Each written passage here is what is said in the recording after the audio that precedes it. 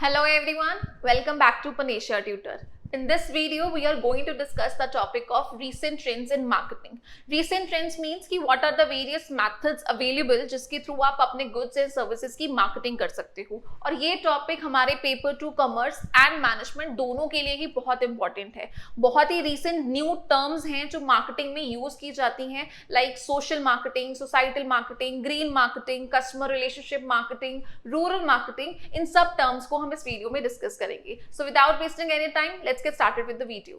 So first term we have that is called direct marketing. Direct marketing means when you are communicating to the customer directly, जब आप customer से directly communicate कर रहे हो या आप उस सेगमेंट से बात कर रहे हो जिसको आप टारगेट करना चाहते हो. अगर आपका जो प्रोडक्ट है वो स्टूडेंट से रिलेटेड है तो आप वहीं पे मार्केटिंग करोगे जहां पे स्टूडेंट्स हैं, ठीक है. अगर आपका जो प्रोडक्ट है वो टीनेजर्स रिलेटेड है तो आप वहीं पे मार्केट में टारगेट करोगे. सो डायरेक्ट मार्केटिंग में आप डायरेक्टली उस मार्केट को टारगेट कर पाते हो जहां पे आपके कस्टमर्स हैं. In this type of marketing we don't use intermediaries. Directly हम लोग कस्टमर के साथ कॉन्टैक्ट कर रहे हैं, जैसे कि पर्सनल सेलिंग है.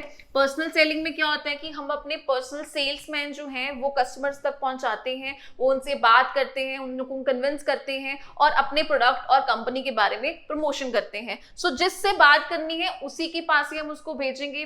वैसे ही हमारे पास मेथड है कि हम उनको मेल्स कर सकते हैं, उनसे फोन कॉल्स, मैसेजेस के थ्रू जो भी आप उनको बताना चाहते हो वो आप इंफॉर्मेशन उन तक पहुंचा सकते हो. डायरेक्ट मार्केटिंग का एक one of the best advantage ये है कि आपको इमीडिएट रिस्पॉन्स मिल जाता है. इमीडिएट मीन्स कि आपको पता है कि मैंने इस एरिया में मार्केटिंग करी है और इसका रिस्पॉन्स क्या आएगा. रैंडमली कहीं पे भी आपके मैसेजेस नहीं जा रहे हैं, जिसको आप टारगेट करना चाहते हो वहीं पे जा रहे हैं.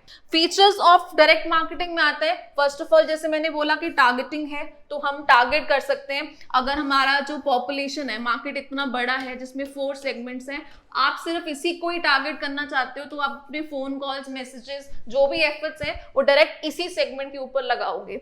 सेकेंड फीचर और बेनिफिट है दैट इज डाटाबेस सेगमेंटेशन, कि आपके पास डाटाबेस हो जाता है कस्टमर्स का, आपके पास कॉन्टैक्ट नंबर्स और उनके ईमेल एड्रेसेस जो हैं, इंफॉर्मेशन जो है, एड्रेसेस, वो आपके पास आ जाती है. सो आप सेगमेंट्स बना सकते हो और सेगमेंट के बेसिस पे जैसे आप चाहते हो उनको टारगेट कर सकते हो. एंड रिस्पॉन्सेज जो है वो ट्रैक कर सकते हो कि किसको हमने टारगेट किया था और वहां से क्या आ रहा है रिस्पॉन्स, वो आप ट्रैक कर सकते हो. जब आप अपने सेल्समैन को डिफरेंट ज्योग्राफिकल एरियाज में सेंड करते हो तो किस एरिया से मैक्सिमम पॉजिटिव रिजल्ट्स मिले हैं वो आप ट्रैक कर सकते हो और कहाँ पे नेगेटिव रिजल्ट्स हैं उस पर हम कैसे वर्कआउट करें वो भी देख सकते हो. तो डायरेक्ट मार्केटिंग में आप डायरेक्टली जो है उनके ऊपर फोकस कर सकते हो जिनको आप टारगेट करना चाहते हो. और in recent times web push notification जो है वो बहुत यूज हो रहा है डायरेक्ट मार्केटिंग के लिए. आपने नोटिस करा होगा जब हम फोन अपना यूज कर रहे होते हैं तो साइड पे जो है हमें एक स्क्वायर में मैसेजेस शो होते हैं, तो अगर हम उस पर क्लिक करते हैं सो जो वेबसाइट वहां पे शो हो रही है वो वेबसाइट ओपन हो जाती है.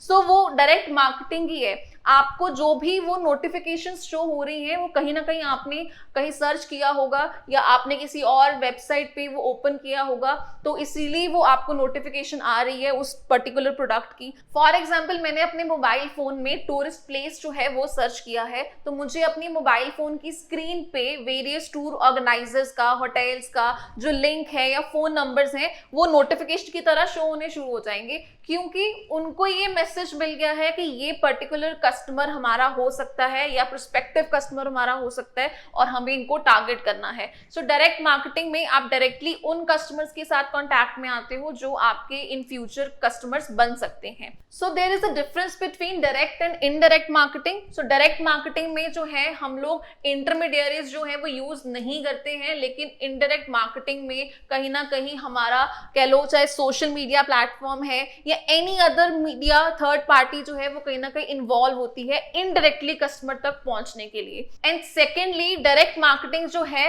वो 1-to-1 जो कस्टमर्स के साथ जो है इंटरेक्ट करती है. डायरेक्टली आप उन्हीं के साथ डील करते हो जो इंटरेस्टेड है, लेकिन इनडायरेक्ट मार्केटिंग जो है वो आपकी रैंडमली ऑडियंस को टारगेट करती है. Randomly audience means for example आपने एडवर्टीजमेंट अपनी शो करी है जो एडवर्टीजमेंट सिर्फ बच्चों के लिए है, लेकिन आपकी जो एडवर्टीजमेंट में बच्चे देख भी पा रहे हैं या नहीं ये आपको नहीं पता है, क्योंकि एडवर्टीजमेंट रैंडमली ऑडियंस को शो हो जाती है. सो जनरेशन, बच्चे बूढ़े सबको वो एडवर्टीजमेंट शो होगी। सो आपका टारगेट एरिया जो है वो एक्चुअली में टारगेट हो रहा है कि नहीं, वो इनडायरेक्ट में आपको पता नहीं चल सकता। लेकिन डायरेक्ट मार्केटिंग में आप 1-to-1 इंटरेक्शन कर सकते हो। ऑन द अदर हैंड जो रिस्पॉन्सेज हैं या जो फीडबैक है वो इनडायरेक्ट में काफी लेट मिलता है, लेकिन डायरेक्ट में आपको इंस्टेंट फीडबैक जो है वो मिल जाता है।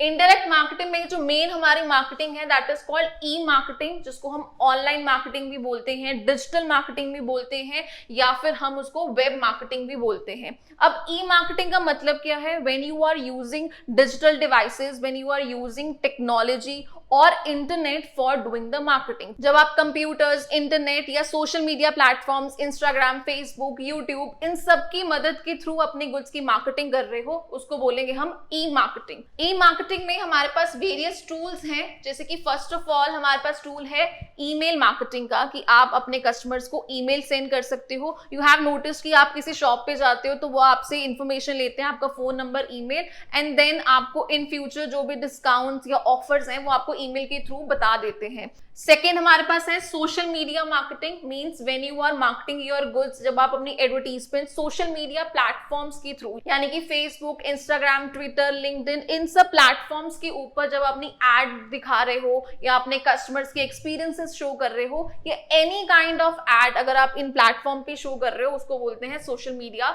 मार्केटिंग। थर्ड है हमारे पास एसईओ।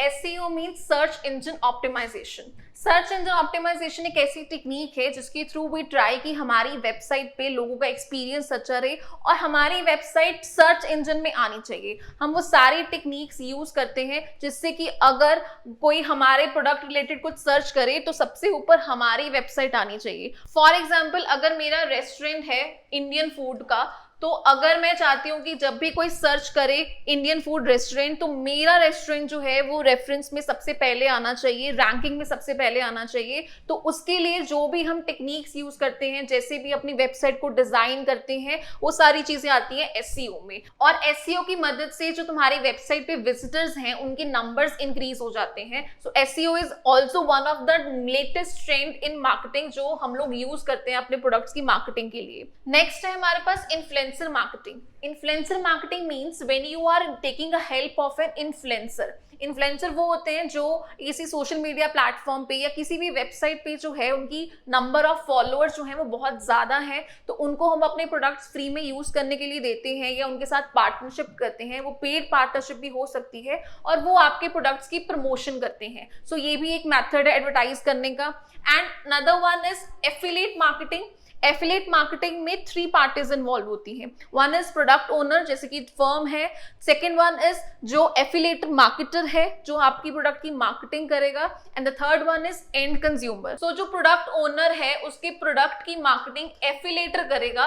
वो अपने सोर्सेज के थ्रू या उनके जो भी सोशल मीडिया प्लेटफॉर्म्स हैं या उनका जो भी क्राइटेरिया है उसके थ्रू वो आपके प्रोडक्ट की प्रमोशन करेगा। एंड एफिलिएटर जो है वो इसके लिए कमीशन चार्ज करेगा कि जितनी भी सेल्स उन्होंने करी है आपके प्रोडक्ट की उसके लिए आपको उसको कमीशन देनी पड़ेगी। सो this is called affiliation marketing, जिसमें कि एफिलिएटर जो है वो एक तरह से मिडलमैन का काम करता है जो आपकी इंफॉर्मेशन या आपके प्रोडक्ट की इंफॉर्मेशन जो है वो कस्टमर तक पहुंचाता है।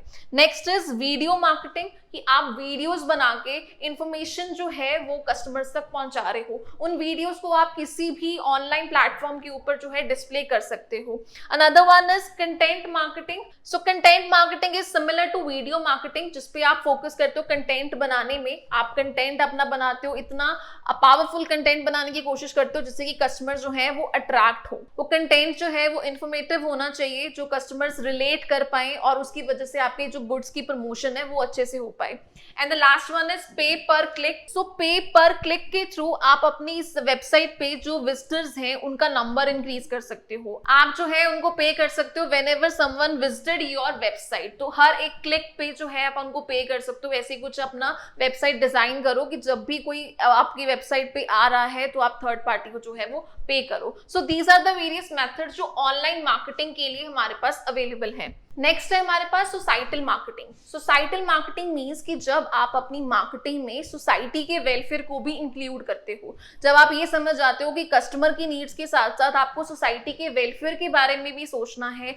सोसाइटी का भला भी करना है, तो आप उसको बोलते हो सोसाइटल मार्केटिंग। आपको अपना मार्केटिंग प्लान इस तरह से बनाना है जिसमें कि कहीं ना कहीं आप सोशल वेलफेयर में भी कंट्रीब्यूट करो। जैसे आपने कुछ कंपनी की एड्स देखी होगी, वो ये क्लेम करते हैं कि अगर आपने उनका प्रोडक्ट बाय किया तो उसका कुछ परसेंटेज जो है वो किसी बच्चे की एजुकेशन पे जा रहा है। सो वहां पे वो अपनी मार्केटिंग भी कर रहे हैं, अपने प्रमोशन भी कर रहे हैं और साथ साथ में वो सोसाइटी का वेलफेयर भी कर रहे हैं। नाउ कहीं ना कहीं हम सोसाइटल मार्केटिंग और सोशल मार्केटिंग को जो है वो कंफ्यूज कर देते हैं। ठीक है, सोशल मार्केटिंग में हमारा मेन फोकस होता है कि हमें बिहेवियर चेंज करना है या हमें सोसाइटी में एक चेंज लेके आना है, लेकिन सोसाइटल मार्केटिंग में हमारा ऐसा कोई मोटिव नहीं है। हमारा सिर्फ ये मोटिव है कि हम अपने कंपनी के प्रॉफिट्स को इंक्रीज करें along with social welfare and customer needs की सेटिस्फेक्शन के साथ साथ। सो सोशल मार्केटिंग उसका थोड़ा सा अलग है। सोशल मार्केटिंग में आपका प्रॉफिट वाला मोटिव तो बिल्कुल भी नहीं है, आपका पूरा मोटिव है सोसाइटी की वेलफेयर का। जितने भी पोलियो ड्रॉप्स की कैंपेन हो रहे हैं, नो स्मोकिंग की कैंपेन्स हैं, एड्स की अवेयरनेस के लिए, तो ये सारे जो कैंपेन्स और हम जो भी प्रमोशनल इवेंट्स कर रहे हैं वो सिर्फ इसलिए कर रहे हैं ताकि सोसाइटी में एक चेंज आ सके या सोसाइटी का भला हो सके। उसमें हमारा प्रोडक्ट की प्रमोशन का कोई लॉजिक जो है वो नहीं होता है। सो इसलिए मेन जो डिफरेंस है between social marketing and societal marketing, that is कि सोशल मार्केटिंग में सोशल गुड हमारा मेन एम है और सोसाइटल में प्रॉफिट जनरेशन हमारा मेन एम है। सेकेंड इज कि यहाँ पे हम चेंज लेके आना चाहते हैं, लेकिन यहाँ पे हम लोग अपनी गुडविल जो है वो बेटर करना चाहते हैं। हम ये चाहते हैं कि हमारी पोजीशनिंग मार्केट में ऐसी हो कि कस्टमर्स हमारे बारे में अच्छा सोचे, वो ये सोचे कि ये पर्टिकुलर कंपनी जो है वो सोसाइटी के वेलफेयर के बारे में भी सोचती है, सिर्फ अपने प्रॉफिट्स के बारे में नहीं सोचती है। और सोशल मार्केटिंग एग्जाम्पल्स हैं जैसे कि पोलियो ड्रॉप्स कैंपेन हो गया, नो स्मोकिंग कैंपेन हो गया, बेटी पढ़ाओ बेटी बचाओ, ये सारे जो कैंपेन्स हो रहे हैं नॉन प्रॉफिट ऑर्गेनाइजेशन मोटिव से होते हैं। और सोसाइटल मार्केटिंग में जैसे कि सर्फ एक्सेल है, वो अपनी एड में कह रहे हैं कि अगर आप उनका वॉशिंग पाउडर यूज करते हो तो आपका वाटर जो है वो सेव होता है। So along with promotion of their product वो साथ साथ में सोसाइटी का या एनवायरमेंट का भी पार्ट जो है वो बन रहे हैं या उसको सेव करने के लिए कंट्रीब्यूट कर रहे हैं। नेक्स्ट कंसेप्ट जो हमारे पास है ग्रीन मार्केटिंग।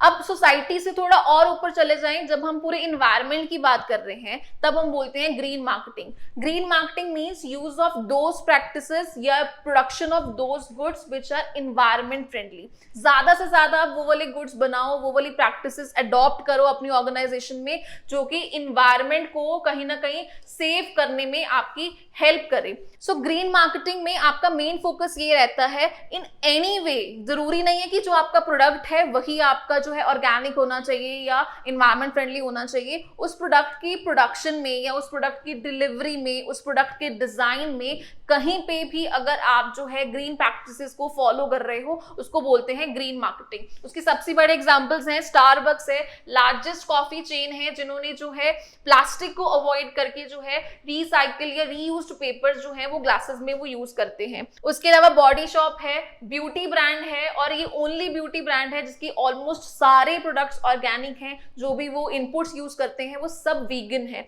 सो इस तरह से ये प्रैक्टिसेस जो हैं वो फॉलो होनी स्टार्ट हुई हैं, इसीलिए one of the recent terms हैं मार्केटिंग में। अब ग्रीन मार्केटिंग की जब आप स्ट्रैटेजीज बनाओगे तब उसमें चेंजेस क्या लेके आने हैं। नॉर्मली हम लोग 4 P's जो है वो बोलते हैं, ठीक है, तो वो 4 P's वैसे ही है, product, price, place, promotion, but साथ में आप ग्रीन वर्ड लगा दो, यानी कि जब आप ग्रीन प्रोडक्ट बना रहे हो आपके प्रोडक्ट में कुछ एनवायरमेंट फ्रेंडली होना चाहिए, आप उसका डिजाइन ऐसा बना दो, आप उसकी पैकेजिंग ऐसे कर दो जो कहीं ना कहीं एनवायरमेंट को हेल्प कर रही है या एनवायरमेंट को हार्म होने से बचा रही है। आप उनकी प्राइसिंग ऐसे करो कि कस्टमर जो है उनको अगर ज्यादा भी लगे प्राइस फिर भी वो प्रोडक्ट बाय करने को रेडी हो, क्योंकि उनको नजर आ रहा है कि आप एनवायरमेंट पे कहीं ना कहीं फोकस कर रहे हो। यू हैव नोटिस्ड कि जितने भी ऑर्गेनिक प्रोडक्ट्स होते हैं वो एक्सपेंसिव होते हैं, तो हमें कस्टमर्स को कन्विंस करना पड़ेगा कि अगर हम उनको ज्यादा प्राइस चार्ज कर रहे हैं तो उसके पीछे लॉजिक भी है। हमने ऑलमोस्ट सारे ऑर्गेनिक इनपुट्स यूज करे हैं, हमने कहीं पे भी एनिमल्स को, प्लांट्स को, एनवायरमेंट को हार्म नहीं किया है, दैट्स वाई हम लोग बाकियों से थोड़ा सा ज्यादा प्राइस जो है वो चार्ज कर रहे हैं। अपार्ट फ्रॉम दैट आप पोजीशनिंग ऐसी कर सकते हो, ठीक है। पोजीशनिंग क्या होता है? पोजीशनिंग मींस कि कस्टमर्स आपके बारे में क्या सोच रहे हैं, कस्टमर के अकॉर्डिंगली आप मार्केट में कहां पे स्टैंड कर रहे हो। तो ग्रीन प्रैक्टिसेस अडॉप्ट करना ही सफिशिएंट नहीं है, कस्टमर्स तक भी ये पहुंचना चाहिए कि आप जो है ग्रीन प्रैक्टिसेस फॉलो कर रहे हो। फॉर एग्जाम्पल कि अगर आप अपनी ऑर्गेनाइजेशन में जो है पेपर को जितना अवॉइड हो सकता है उतना अवॉइड कर रहे हो, रिसाइकिल पेपर यूज करते हो, इलेक्ट्रिसिटी जो है वो कम से कम यूज करते हो, जब भी कोई रूम में नहीं होता है आप उसके एसी लाइट जो है सब स्विच ऑफ करते हो। सो ये सब प्रैक्टिसेस अगर आप अपनी ऑर्गेनाइजेशन में फॉलो कर रहे हो, सो मेक श्योर कि लोगों तक भी वो बात पहुंचे, सो दैट कि आपकी कंपनी की जो पोजीशन है वो ग्रीन बन सके, ताकि लोगों को भी लगे कि आप जो है वो ग्रीन मार्केटिंग में इन्वॉल्व हो। The third one is green disposal, कि जो आपके प्रोडक्ट्स हैं जब वो डिस्पोज्ड ऑफ होते हैं वो इस तरह से डिस्पोज्ड ऑफ हों कि वो कहीं ना कहीं एनवायरनमेंट को हार्म ना करे। जैसे कि प्लास्टिक है वो डिस्पोज्ड ऑफ नहीं होता है अच्छे से, सो मेक श्योर कि आप प्लास्टिक को यूज ना करो, उसकी बजाय आप कोई और ऑल्टरनेटिव यूज कर सकते हो। तो जब भी प्रोडक्ट यूज हो गया है उसका डिस्पोजल जो है वो एनवायरमेंट फ्रेंडली होना चाहिए, या आप इनपुट्स जो है रॉ मटेरियल जो है वो इको फ्रेंडली यूज कर सकते हो। So in short green marketing doesn't mean कि आपका प्रोडक्ट ही ग्रीन होना चाहिए, आपका जो डिजाइन है, आपका जो ऑर्गेनाइजेशन स्ट्रक्चर है, आपका जो प्रोसेस है, आपकी जो मार्केटिंग टेक्निक्स हैं, जहां पे भी आप एनवायरनमेंट को कंट्रीब्यूट कर सकते हो, एनवायरनमेंट को हेल्प कर सकते हो, वो चीजें आप जो है वो प्रैक्टिस करो या फॉलो करो। अब ग्रीन मार्केटिंग को बहुत बार ग्रीन वॉशिंग के साथ मिक्स कर दिया जाता है। ग्रीन वॉशिंग का मतलब ये है कि हम लोग फॉल्स मार्केटिंग कर रहे हैं, हम लोग जो है सिर्फ लोगों को दिखाने के लिए कि हम एनवायरनमेंट फ्रेंडली हैं और हम लोग एनवायरनमेंट को हार्म नहीं कर रहे हैं, हम वो प्रैक्टिसेस शो कर रहे हैं। आप सिर्फ ये प्रिटेंड कर रहे हो कि आप जो है एनवायरनमेंट फ्रेंडली चीजें कर रहे हो या प्रैक्टिसेस फॉलो कर रहे हो, बट एक्चुअली में जो आपका मोटिव है वो एनवायरनमेंट को सेव करना नहीं है, वो अपने पैसे सेव करना है, अपनी कॉस्ट या मनी को सेव करना है। ये टर्म जो है सबसे पहले एक होटल में इन्वेंट करी गई थी, जहां पे होटल वाले जो हैं वो टॉवल्स को रीयूज करने के लिए बोल रहे थे, सो दैट कि वाटर को हम सेव कर सके। अब वाटर सेव करने को उन्होंने बोला कि वो एनवायरनमेंट फ्रेंडली प्रैक्टिस यूज कर रहे हैं, जबकि उनका मोटिव ये था कि लेस से लेस टॉवल्स जो हैं वो यूज होंगे, वॉश कम होंगे, उनके जो ओवरहेड्स हैं वो सेव होंगे, इलेक्ट्रिसिटी सेव होगी, तो उनका मोटिव ये था। सो जहां पे आप फॉल्स क्लेम कर रहे हो या लोगों को सिर्फ दिखाने के लिए व्हाइट वॉश या ग्रीन वॉश कर रहे हो कि हाँ हम लोग ग्रीन प्रैक्टिसेस कर रहे हैं, उसको बोलते हैं ग्रीन वॉशिंग। सो कंपनीज को, ऑर्गेनाइजेशंस को ग्रीन मार्केटिंग करनी है, ना कि सिर्फ लोगों को दिखाने के लिए कि हाँ हम लोग भी एनवायरनमेंट फ्रेंडली है, हमारे प्रोडक्ट की प्रमोशन करो, वो सब चीजें नहीं करनी है, ठीक है। So green washing is different from green marketing. Next term हमारे पास है that is customer relationship marketing, यानी कि CRM। Customer relationship marketing means कि आपको सिर्फ न्यू कस्टमर्स बनाने पे ही नहीं, अपने ओल्ड और एग्जिस्टिंग कस्टमर्स को रिटेन करने के ऊपर भी फोकस करना है, एंड फॉर दैट आपको उनके साथ अच्छे रिलेशनशिप मेंटेन करने हैं। So CRM refers to all the business processes जिसमें आप क्लाइंट रिलेशनशिप के ऊपर फोकस करते हो, कस्टमर लॉयल्टी, सो दैट कि बार बार कस्टमर्स आपके पास ही आए, आपके कस्टमर्स रिटेन रहें और आपकी ब्रांड वैल्यू जो है वो बनी रहे। वो सारी एक्टिविटीज को हम CRM में जो है इंक्लूड करते हैं। एक टर्म होती है कस्टमर रिलेशनशिप मार्केटिंग, एक होती है कस्टमर रिलेशनशिप मैनेजमेंट। तो जब आप कस्टमर रिलेशनशिप मार्केटिंग करने के बारे में सोचते हो, वो जो स्ट्रैटेजी बनाते हो उसको हम बोलते हैं मार्केटिंग, और जब उस स्ट्रैटेजी के ऊपर वर्क करते हो, प्लान्स बनाते हो और उसको इंप्लीमेंट करते हो, उसको बोलते हैं मैनेजमेंट। जब आप उस स्ट्रैटेजी को एक्शन में लेके आते हो उसको बोलते हैं कस्टमर रिलेशनशिप मैनेजमेंट। जैसे कि अगर आपने स्ट्रैटेजी बनाई है कि हम अपने हर एक एग्जिस्टिंग कस्टमर को 10% एक्स्ट्रा डिस्काउंट देंगे, ठीक है, तो ये आपकी स्ट्रैटेजी है कस्टमर रिलेशनशिप मार्केटिंग। अब इस स्ट्रैटेजी को कैसे आप इंप्लीमेंट करते हो, कैसे आप कस्टमर्स तक पहुंचाते हो और कैसे उनको वो मैनेज करते हो, उसको हम इन्वॉल्व करेंगे कस्टमर रिलेशनशिप मैनेजमेंट। सो इन दोनों टर्म्स को मिक्स नहीं करना है, दोनों का जो शॉर्ट फॉर्म है वो CRM ही है, लेकिन कस्टमर रिलेशनशिप मार्केटिंग मैनेजमेंट की मदद से होती है। अगर मार्केटिंग ही नहीं होगी तो CRM की भी जरूरत नहीं पड़ेगी। नेक्स्ट टर्म जो हमारे पास है that is called rural marketing. Rural marketing means कि जब आप अपने 4 Ps जो हैं या जो अपने मार्केटिंग के एफर्ट्स हैं वो रूरल एरियाज के ऊपर टारगेट कर रहे हो या सोसाइटी के पुअर सेक्शन के ऊपर, एक पर्टिकुलर सेक्शन के ऊपर जो फोकस कर रहे हो, जो रूरल एरियाज को बिलोंग करते हैं, उसको बोलते हैं rural marketing. It is a process of developing, pricing, promotion, distributing rural specific goods. जो गुड्स जो हैं स्पेसिफिकली लोअर सेक्शन के लिए बनाए गए हैं, विलेजर्स के लिए बनाए गए हैं, उसमें अगर आप मार्केटिंग कर रहे हो उसको बोलते हैं रूरल मार्केटिंग. अब ये मार्केट डिफरेंट है, ठीक है. जो अपर मिडिल क्लास है या मिडिल क्लास लोग होते हैं उनकी इनकम अलग, उनकी नीड्स, एक्सपेक्टेशंस अलग होती हैं. लेकिन यहाँ पे हमारा जो टारगेट है वो पॉवर्टी लाइन वाले या पॉवर्टी लाइन से थोड़ा ऊपर वाला वो सेक्शन है. तो उसके लिए हमें अपनी स्ट्रैटेजीज भी डिफरेंट बनानी पड़ेंगी. उसके लिए हम सेम मार्केटिंग स्ट्रैटेजीज फॉलो नहीं कर सकते हैं. दैट्स वाई हमने जो 4 P's हैं उसको रिप्लेस करा है 4A के साथ. So whenever you are targeting rural markets तो आपको इन 4A के ऊपर फोकस करना है. फर्स्ट वन इज कि एक्सेप्टेबिलिटी, वो वाले प्रोडक्ट्स बनाओ जो रूरल एरियाज में या रूरल सेक्शन जो है वो एक्सेप्ट कर सके. नेक्स्ट इज अफोर्डेबिलिटी, वो अफोर्ड कर पाए. थोड़ा सा भी रेंज में ज्यादा हो जाएगा तो वो लोग अफोर्ड नहीं कर पाएंगे. जैसे कि अगर LCD है, ठीक है, LCD जो है अर्बन एरियाज में आप उसमें जितने मर्जी फीचर्स ऐड कर सकते हो, हम लोग अफोर्ड भी कर सकते हैं. लेकिन रूरल एरियाज में अगर उनको LCD वहां पे सेल करनी है तो उनके अकॉर्डिंगली हमें प्राइस डिसाइड करना पड़ेगा और उसमें वो फीचर्स ऐड करने पड़ेंगे जो फीचर्स वहां पे एक्सेप्ट किए जा सकते हैं, ये जहां पे ऑपरेट हो सकते हैं. And the another A is कि अवेलेबल करवाना है, ठीक है. रूरल एरियाज में इनपुट्स की भी प्रॉब्लम आती है और आउटपुट वहां पे सेल करने की भी प्रॉब्लम आती है. सो मेक श्योर कि आपकी स्ट्रैटेजीज ऐसी हो जिसमें आप रॉ मटेरियल भी या इनपुट्स भी अच्छे से प्रोक्योर कर पाओ और उन तक वो गुड्स पहुंच भी जाएं. इस तरह से आपको अपना डिस्ट्रीब्यूशन चैनल बनाना है. And the last one is awareness. Usually rural areas के जो कस्टमर्स होते हैं उनको अवेयरनेस ही नहीं होती है प्रोडक्ट्स की, कौन कौन से प्रोडक्ट्स उनके लिए अवेलेबल हैं.